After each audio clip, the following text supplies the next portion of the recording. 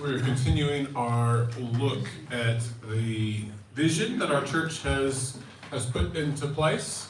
And so this week we are looking at a church that cares for others. The way it's worded in our vision, a church that cares for people. And so we have been looking at each of the different parts of our vision. I'm going to go through just again. It's on the top of your sheet, and you probably think, well, we hear this every week, but I think it's good for us to remember these things. The purpose of our church is to know Jesus and share his love. So our values, we value putting God first and following the guidance of his Spirit. We value living out God's love in our community. We value gathering for worship, biblical teaching, and prayer. We value relationships with each other and seek to fellowship and support each other. We value being a welcoming church where people of all ages can participate and belong. And so then the final thing is their vision, to be a loving church that is serving, teaching, and caring for people as we encourage them to follow Jesus. And so this is what we are looking at over the last few weeks. This is week 4. And so a church that is caring for others. There's a man by the name of Desmond Doss. Has anybody ever heard of Desmond Doss? Does the picture help? You've heard of it? So, yep, Desmond. Okay, we've got a few people, and you're not even Americans. It should be myself and Luke that know this. So he was an American soldier. And so he fought in World War II, or when I say fought, he was in the battle, but he actually was a conscientious dissenter, which means that he did not want to carry any weapons, and so he became a medic in the army, so fighting against the Nazis by being a medic and supporting the people who were going and fighting. And so while serving in the Battle of Okinawa, as a medic, there were people who got injured in the battle, and so he would go and take those people and bring them back behind their own lines so that they could be looked after. And so as he did that, he cared enough about those people to put himself in harm's way to rescue people off the field and bring them back so that they could get medical treatment. Any guesses on during that battle how many people he rescued? More than 100. That's pretty close. 75 is the number, but they say it's between 75 and 100. So, anybody seen Forrest Gump? Remember how Forrest kept running back and rescuing people and coming back? So, I don't know if it was actually. Oh, you've seen Forrest Gump? No, Okay,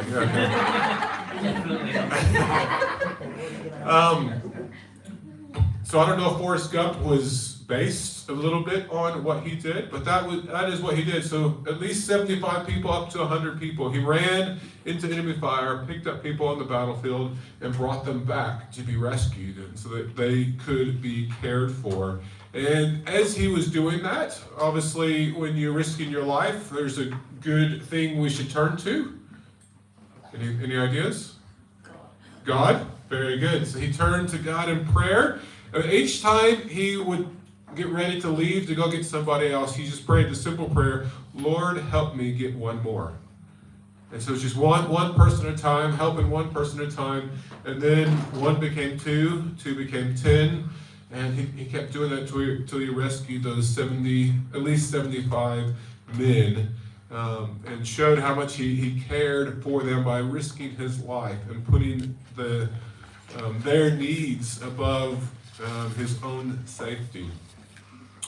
I'm not going to ask you today to be running on any battlefields and facing any enemies on that scale, but at the same stage, we need to be people who care enough to at times go into situations that might at least make us uncomfortable, maybe not be dangerous, but make us uncomfortable, if we are going to care for the people around us. And if you've heard, if you talked to Old at all in the last few weeks, you will have known that she's been reading a book, but a biography of Dietrich Bonhoeffer, and I actually found a quote of his this week, and he says, "The church is only the church when it exists for others."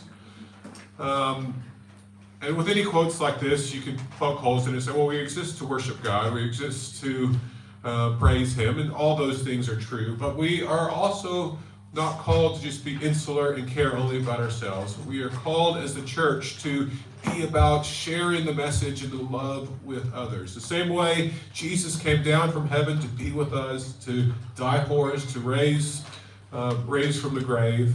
The same way He did that for us, we are called to help and support others. And when we look at the Gospels, all throughout the Gospels, we see this idea of Jesus having two things, compassion and love. And so He is being driven by love and compassion. And so when we think about how we are called to care for others, it should be driven by those two things. And so we talked about love a few weeks ago and how we are called to love and care for others.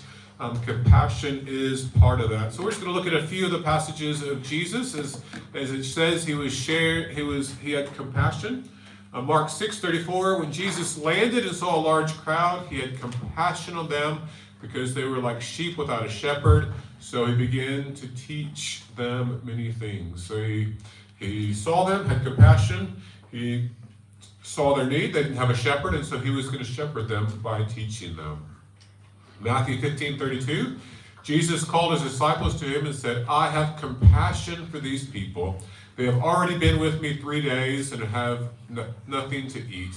I do not want to send them away, or they may collapse on the way." And this is when Jesus fed the 5,000 people. And so we see that Jesus had compassion on them. What was their need? Food. And so what did He do? He gave them food. Matthew 20:34. This is Jesus with a couple of blind men. And it says, Jesus had compassion on them and touched their eyes. Immediately they received their sight and followed Him. So He had compassion on them. He saw their need. Well, what does a blind person need? Sight. What did He do? He met that need, gave them sight. Matthew 9:35-38 has a similar line in there that the passage from Mark had, but it's just a different setting. And Jesus went through all the cities and villages, teaching in their synagogues and proclaiming the gospel of the kingdom and healing every disease and every affliction. And when He saw the crowds, He had compassion for them, because they were harassed and helpless like sheep without a shepherd. And He said to His disciples, "The harvest is plentiful, but the laborers are few. Therefore pray earnestly to the Lord of the harvest to send out laborers into the harvest." So here He has compassion on them. He's already been healing them, their diseases and all the things that are going on. But He sees their need. What do they need? They need laborers to come and share and tell them about the gospel. And so that is the need. He's telling His disciples that they need to be praying that more people would do that. So as we think about Jesus' example, and you might have recognized there are three things I talked about in each of those. The first thing Jesus did was He had compassion. He had love. He cared for those people. And then as out of that care and compassion that He had, He saw their needs. Right? So the blind men needed to be healed of blindness. There were some that were without a shepherd. They needed teaching. Very physical need of the large multitude who were hungry. And so He saw those needs. And then, is that where it stopped? No. He met those needs. Yeah. He helped them. He cared for them. He had compassion. That compassion caused Him to look deeply at the people to see what their needs were. He saw those needs. And then He didn't just see those needs and say, "Oh, I'm sorry you need that." He helped those who were in need. He helped meet those needs. Because of Jesus' love and compassion, it caused him to take action for caring for others. We have people all around us that have needs, don't we? What kind of needs do people have? There may be physical needs, right, of food or clothing or something within the house. They might have spiritual needs, emotional needs. Anybody here ever met somebody who needed emotional support? I have. We all have. There are lots of needs of people all around us. And we live in a world that is very small in some ways, right? Because we can turn on the news and we hear about needs all over the world. We hear about some of the countries where there's famine and there's opportunity to help those needs. There's places where there are human trafficking and there are needs where we could do. There's so many needs out there. How do we decide? How do we know what needs we are to meet? And I think part of it comes to, where has God put compassion in your heart? Who has He put on your hearts? Could we all get together and feed all the people who are hungry right now? Just our church here? No, we'd struggle just with our community, probably. There are lots of people who are struggling in our community and helping those needs, and we help some. But luckily there's other organizations, Abundant Life, and then Viddies and others who we all work together to. So it's about working together, but where is the compassion that God has given us, and who is that for? Where are the needs that we see around us, and how can we meet those needs? Because the needs are truly great. All around, just in our local community, there are needs of people. Just this week, someone asked if I knew of somebody who had a washing machine because they needed a washing machine. That there are needs all the time that are needed to be filled of the people around us. And so we have to be prayerful about where we spend our time, because there are hundreds and thousands of really good causes of people in need that we can care for. And as a church, we are called to care for people.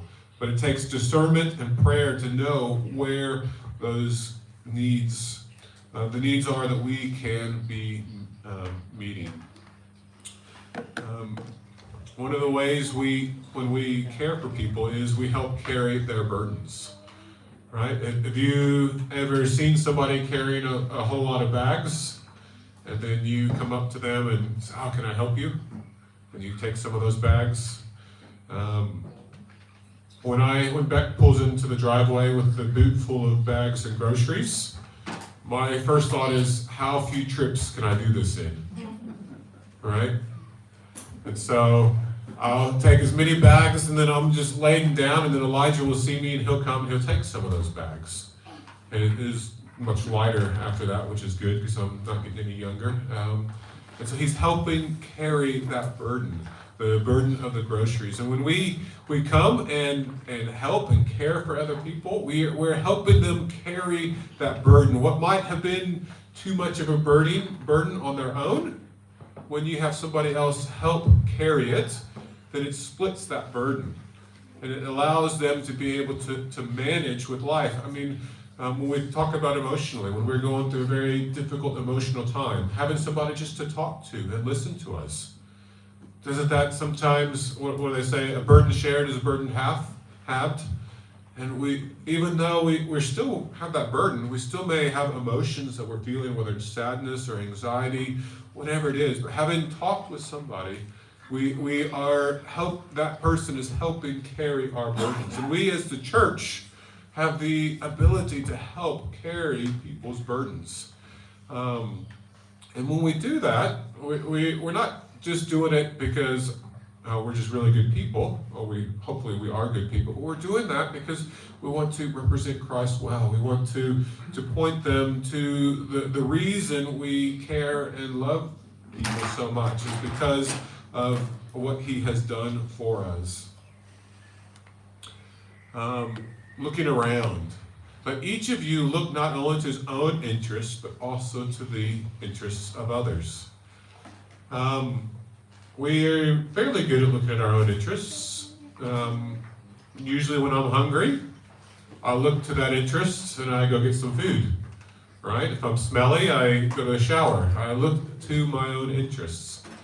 We're pretty good at that. But we, as people, need to not only look at our own interests, but also look to the interests of others. It means looking around.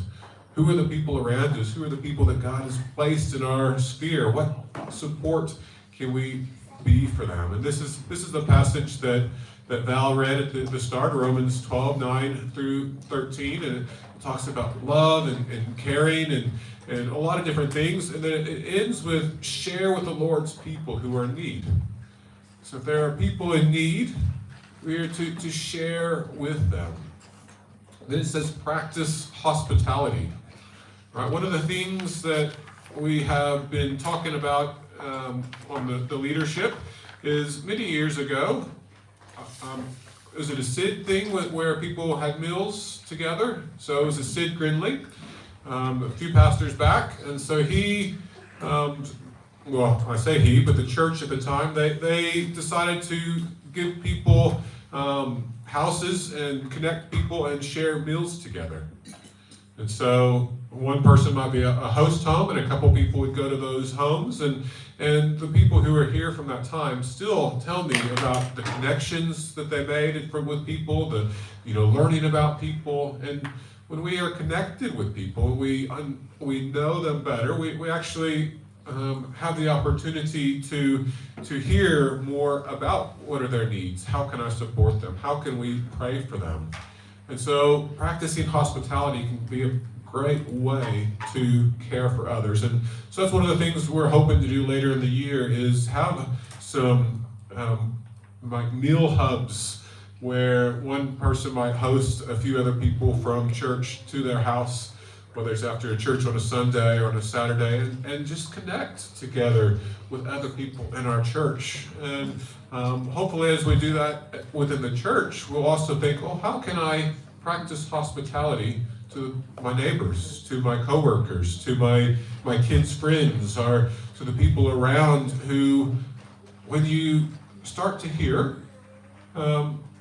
you find out things about people. I've got a great neighbor on the side, and it's amazing how many times when I'm just chatting with him over the fence, I wish I had a fence like this so I could be like Wilson on Home Improvement, but we've got a wire fence and stuff. But when we talk on the fence, it's amazing what kind of things just come up, what life's going on with them, where I can say, we'll pray for that. And it's just a very simple way of caring, but by practicing some hospitality, some neighborly friendship, and we find out all kinds of things about people who are in need. If there are people who are in need within our church, please let us know, right? We are a body of believers who are here to help and support each other. So if you can't do something or you need support, let us know. We have lots of people in our congregation who will be happy to help. And so sometimes it's just letting people know, but hospitality can be a key way of finding out those things.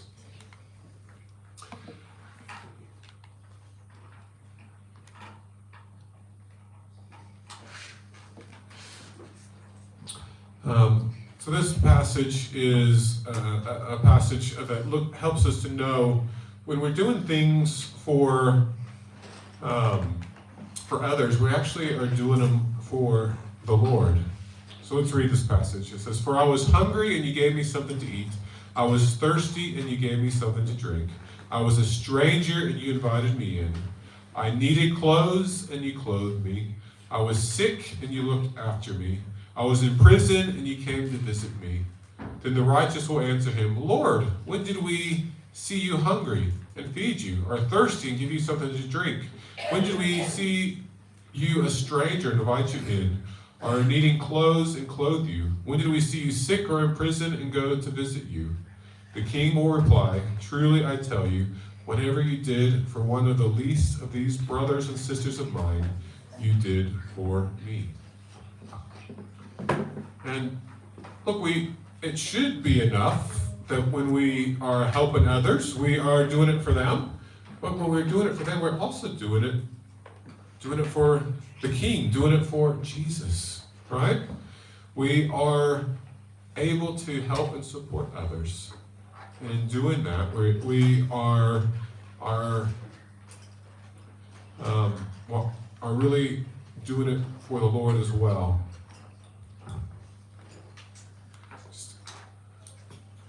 And when we do it for others, it is like doing them for Jesus. These are some warnings, right? So a lot of the scriptures are positive and tell us some things that we should be doing. These are some warnings. It says, but if anyone has the world's goods and sees his brother in need, yet closes his heart against him, how does God's love abide in him? Little children, let us not love in word or talk, but in deed and in truth. I don't know about you, but I feel pretty blessed with the things that I have, with how God has blessed me. But with that, if we have the world's goods, we also have this responsibility to use it in a way that is honoring to God, to care for and look after others. If anyone has the world's goods and sees his brothers in need, yet closes his heart against him, how does God's love abide in him? Proverbs 21:13, whoever closes his ear to the cry of the poor will himself call out and not be answered. Right? So if we're not willing to look after those who are in need and care, then how can we stand here and just expect God to answer and hear when we call out?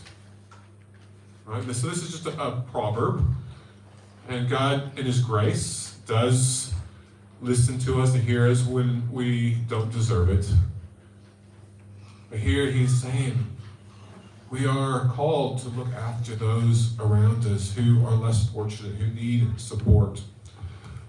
History is filled with people who were willing to think beyond themselves to help others. And this is Corrie ten Boom on the left, and if we know she helped Jewish people escape Holland when she was, or her family did, and eventually was arrested and went to a concentration camp because of what she did. But her family helped many people escape from the Nazi care, and the Nazi arrests and putting them into concentration camp. And here she was willing to care for others despite what it would mean for her. And even after it, when she goes around and shares with God, shares her story, she was not bitter of what it cost. Right? It cost her so much and her family so much, and for the care and compassion that they were willing to show the Jewish people. And then William Wilberforce, if you know anything about him, he was one of the people who was in the British Empire who fought to abolish the slave trade. And so many years he recognized that humans, no matter where they're from, what their color, were people and were equal. And he fought so that those nations of Africa wouldn't have people, ripped from their homes and taken and sold to slavery around the world. And so he saw people in need, he had compassion on them, and he dedicated his life to making that change. And all through history, we see people who have done something that was bigger than themselves to care for others. And while you and I might not be able to, abolish the slave trade in the British Empire, we might not be able to run to a battlefield and save lives of 75 to 100 people. There are people all around us who need help. And while we might not be helping huge groups, but we can help individual people. This is a quote by Corrie ten Boom. The measure of a life, after all, is not its duration, but its donation. Right? So you can make it to 80, 90, 100 years old. Good on you, right? But what if you're only known as the person who lived a long time? Is that a good thing to be remembered for? Or is it better to be remembered for all the donation, meaning all the people you put something into their lives to make it better, to help and encourage? And Galatians 6, 9 and 10, and let us not grow weary of doing good, for in due season we will reap if we do not give up. So then, as we have opportunity, let us do good to everyone, and especially to those who are of the household of faith. We are called to do good and care for others. Just have a few conclusions. The only way that we are going to care well for others is if we have the love and compassion of Jesus. It's out of that compassion, it's out of that love that causes us to do it. And so if we don't have that love and compassion, our first step maybe is to pray, God, give me more compassion and care, and love for the people around me. And then ask this question, who are the people around you that need care? You don't have to answer that now, but maybe this week as you go around and look around, who are the people around you that need care? And like I said, it can be spiritual, it can be physical, it can be emotional. There's all different kinds of care that we can provide for others. And are you actively looking for opportunities that God places before you to help others? Are we not so caught up in our own things that we can't look around us and see where there is need? The needs are great when we look around, particularly when we look around the world, but our God is greater. And we might not be able to fix all things in all places, but let's pray and see, God, who have you placed in my heart? What group or help or cause can you put in my heart? And let's make a difference there. Because the needs are truly great, but God is greater, and He is using His people to help others. This is just a quote from John Wesley: do all the good that you can, by all the means that you can, in all the ways you can, in all the places you can, at all the times you can, to all the people you can, as long as ever you can. John Wesley was a great pastor of the 1700s, 1800s. I see some nods. I see some, yes. There's lots of good that we can do if we take the time to look around and care for others. And we want to be a people, a church that is not known as the pub church, not known as, the place that the dance school comes, but we want to be known as people who care and have compassion on the people around us. So when people call for food, we give them food. When people ask for a washing machine, we'll try to find the washing machine for the people in need. And there are needs that are there. And as a church, when they come to our awareness, we are called to do that. And we can be praying about bigger issues that we can be a part of as well. We're now going to come to the one thing. So as you think through the message of what was preached, if you can think of what is your one thing that God has for you to have. So maybe one question, one challenge. Maybe it's one person that God's put on your heart that maybe I need to look at this person who might need some support or care. Maybe it's a cause. There's all different things you might want, but maybe if you want to